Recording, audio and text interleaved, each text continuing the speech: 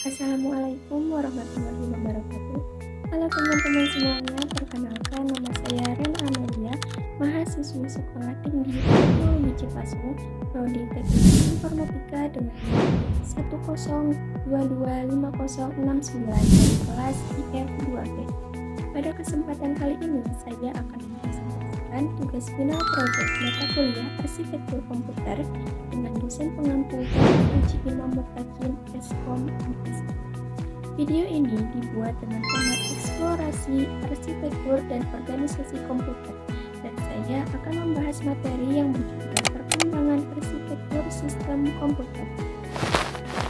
Tujuan pembahasan ini adalah untuk memahami bagaimana arsitektur komputer berkembang dari masa ke masa, mulai dari komputer generasi awal hingga teknologi komputer modern yang digunakan saat ini, serta mengetahui arah perkembangan teknologi komputer di masa depan. Mari kita mulai pembahasannya. Pertama yaitu pengertian arsitektur komputer. Sebelum membahas perkembangannya, kita perlu memahami terlebih dahulu apa yang dimaksud dengan arsitektur komputer. Arsitektur komputer adalah rancangan atau struktur dasar yang mengatur bagaimana seluruh komponen komputer bekerja dan saling berinteraksi untuk menjalankan suatu program.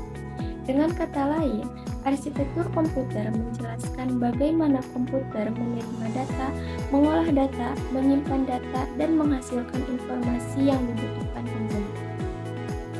Pada gambar yang ditampilkan, terdapat beberapa komponen utama komputer.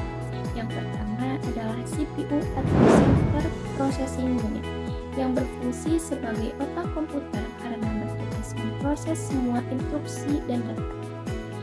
Kemudian terdapat RAM atau Random Access Memory yang berfungsi menyimpan data sementara selama komputer digunakan.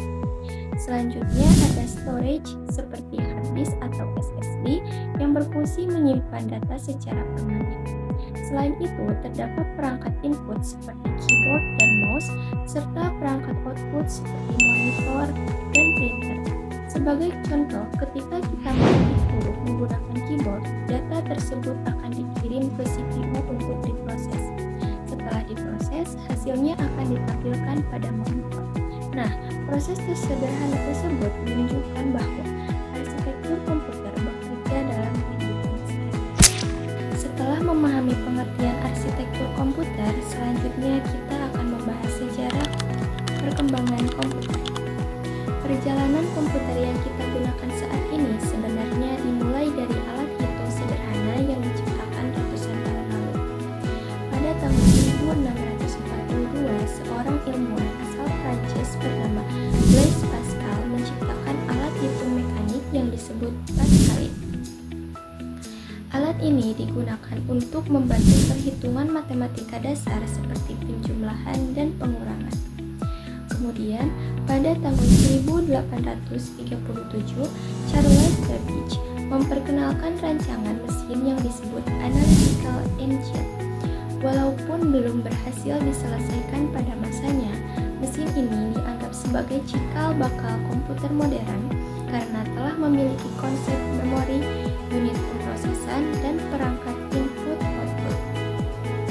Seiring berkembangnya teknologi listrik dan elektronika, komputer mulai mengalami perubahan besar dan berkembang menjadi perangkat digital yang jauh lebih cepat dan efisien. Yang ketiga yaitu generasi komputer.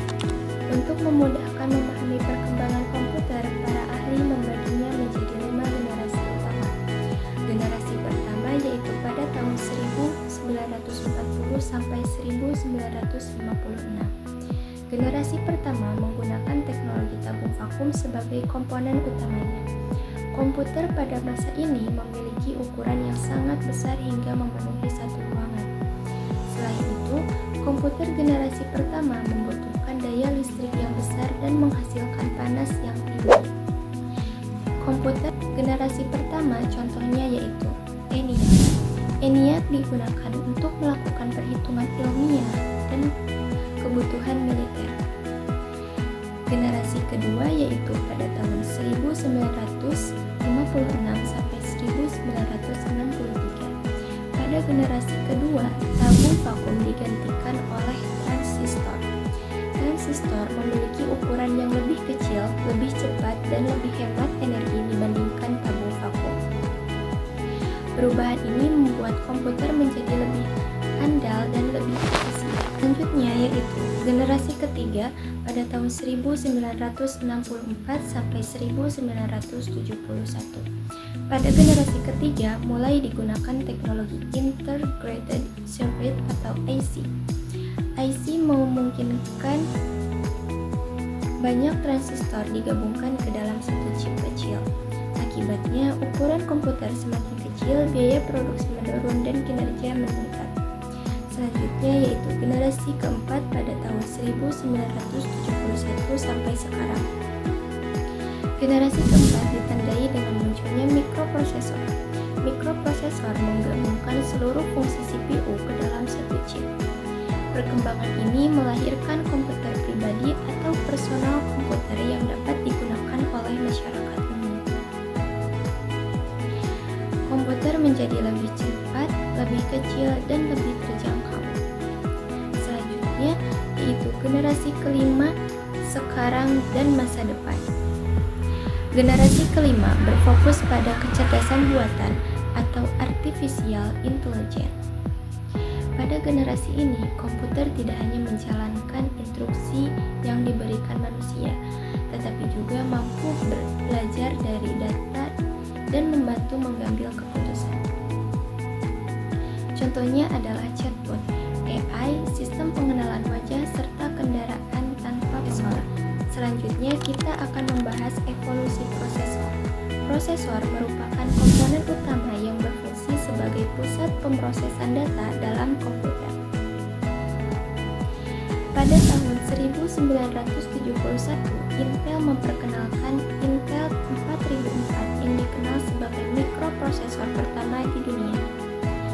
Prosesor ini hanya memiliki sekitar 2300 transistor.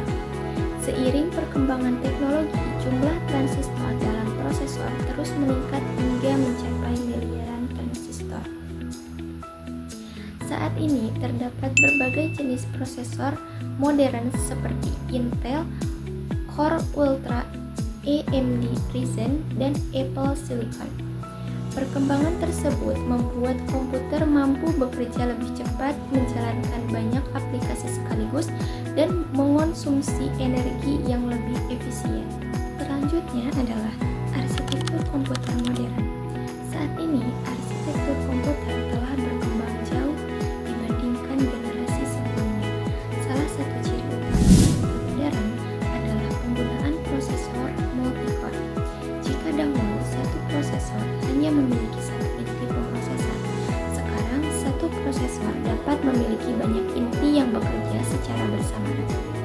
Hal ini memungkinkan komputer menjalankan banyak tugas sekaligus dengan lebih cepat. Selain CPU, terdapat GPU atau Graphic Processing Unit. GPU awalnya digunakan untuk mengolah grafis, tetapi sekarang juga digunakan untuk kecerdasan buatan, mesin learning, dan komputasi ilmiah. Perkembangan berikutnya adalah cloud computing.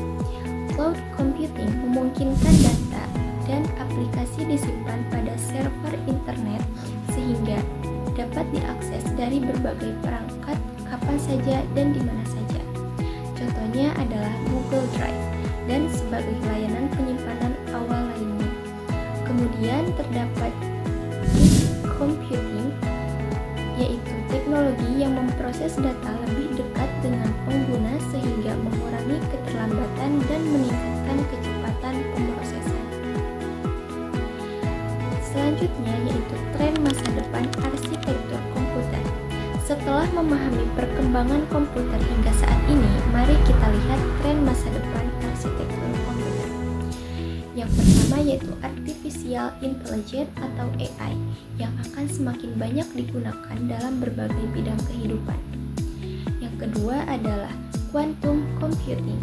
Komputer kuantum diperkirakan mampu menyelesaikan masalah yang sangat kompleks jauh lebih cepat dibandingkan komputer konvensional. Yang ketiga adalah Internet of Things atau IoT.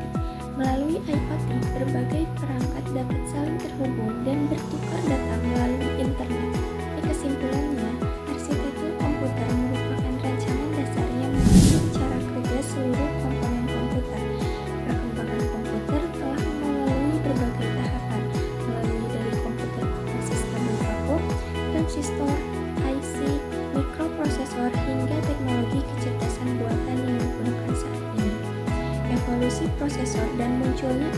arsitektur komputer modern telah menghasilkan sistem komputer yang lebih cepat, lebih efisien, dan lebih cerdas.